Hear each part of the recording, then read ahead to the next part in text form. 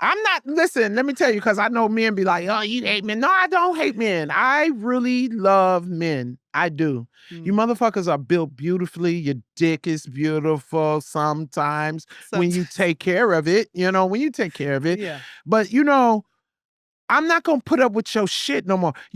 I love ice cream. I can't eat it. Mm-mm. It makes my stomach hurt. The dairy. It's a lot of dairy. It's a lot of dairy. Yeah. So I think you're beautiful, but you full of shit. And you're not going to ruin my peace or my time or my house or my anything anymore. And it's not about me saying I don't need you, because I do. I need you. But what I need is what you need. Peace. Yeah. And love. Yeah. And let's take a journey together. But you can't do that if you 3 steps behind me. And I'm talking about educationally, emotionally, financially. I'm not ashamed to be rich anymore. Which men used to make me feel bad about that. Really? Well, I can't get you this, but I can. Well, then block, because it's not about what you can't get from me. It's the fact that you need to tell me that. Yeah. Yeah. Because that means that you haven't delved into what I really love. You're a photographer. Why wouldn't you go take a picture for me and frame it and say, baby, happy birthday? Or take pictures of me. Oh my God. And get, I'd be like, oh, baby. Right. Oh my God. Like, right. Do you get what I'm saying? Like, men don't. He And listen, misread the whole thing. And this is because, and men, this is because you come at a different space. You keep throwing that financial shit on us. There are chicks out there that's about that and, need the money or whatever. But look at women, really. We surviving because we can't trust you to do it.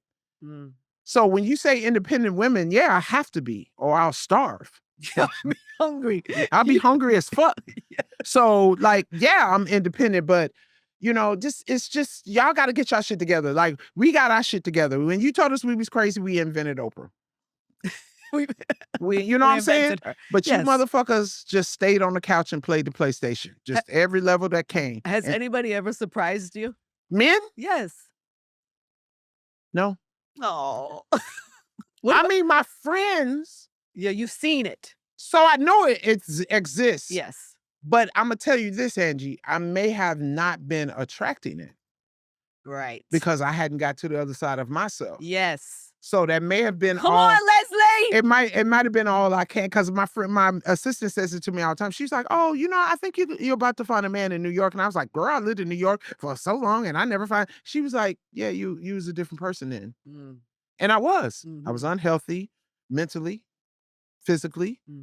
And you have to make yourself the best package. Like, and that's how I tell men too. Like, why come offering fuck shit and then ask me what I bring to the table? And what, as a man, can you not provide for yourself that I'm supposed to provide for you?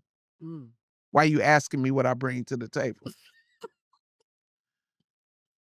I ain't asked you what you brought to the table. Do you get what I'm saying? I do. Cause my shit together. Like, you want to fuck with me cause my credit good, son. But wait, if you're so different now, what is that difference? How are you approaching the difference is that I'm a little bit more when I get into this age, I'm a little bit more settled with life. Yeah. And not so easy to go. Like, I used to get really excited if a guy would even talk to me or give me their number. I'd be like, "Ooh, this is my new boyfriend." Just like 1 to 100. Yeah. I've learned to now just be like, accept people for who they are. When someone tell you who they are, believe them. You know what I'm saying? And my peace is so wonderful. I protect that anyway. So when you protect your peace, kind of like those guys stay away from that because you put up such a good guard about yourself. And it can work to a fault too, because some motherfuckers would be like, oh, I don't know if I could talk to her. Well, if you don't know you could talk to me, then you're right. You can't talk to me.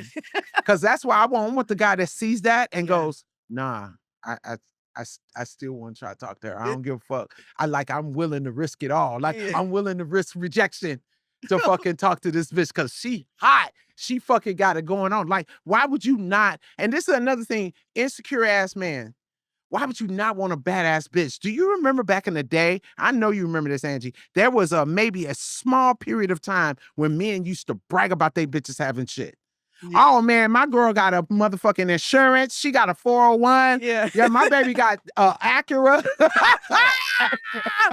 She fucking be going to work every day. She got fucking groceries and shit. Yeah. Now that shit is gone. Men is completely fucking insecure. Why? What is that?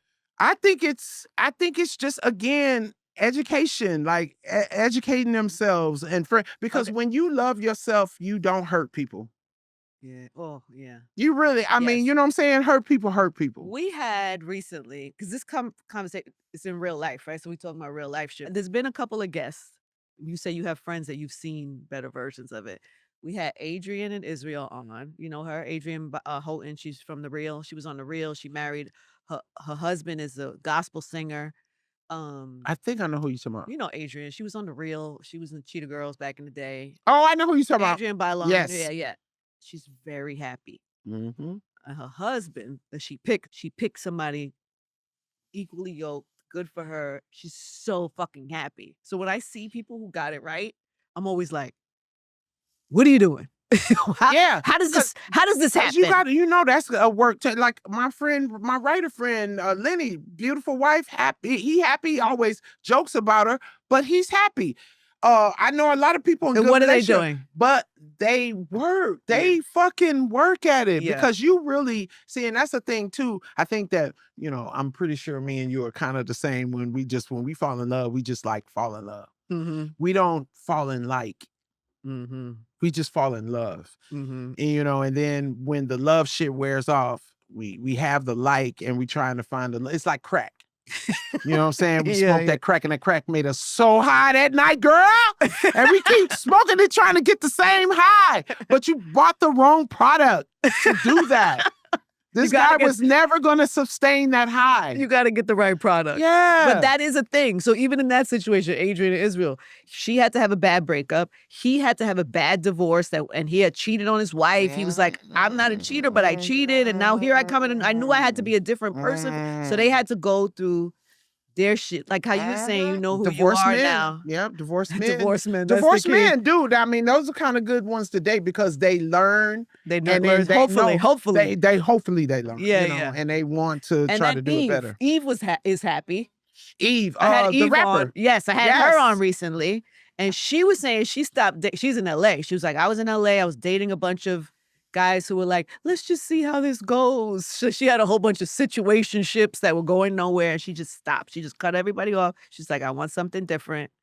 And she met her husband and he was very honest, very forthcoming, very didn't play no games. And she was like, yes, this feels good. She made a conscious shift about what she was choosing to be in her life. And so she made that's the thing, right? It's the shift. It's like the shift. Knowing what you need, knowing what is going to give you peace and happiness, and then making a decision to go find that. And so I think that there's something in that. Well, it's also too how we make our other decisions. When you want a piece of steak, go get a piece of steak. You know what I'm saying? You put that in your conscience. It's the same thing as far as too with men.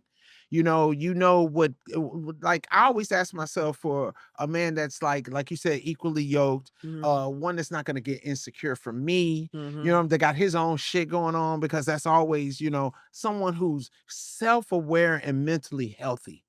And I know that's kind of like a bell. A fuck thing to ask for, but men, that is more sexy to me than any kind of car, any kind of money you can pull out, is someone who is self-aware and mentally stable. Yeah. Hey guys, thanks for watching. Make sure you subscribe, like, comment, and check out all of the other episodes we have on Angie Martinez IRL podcast.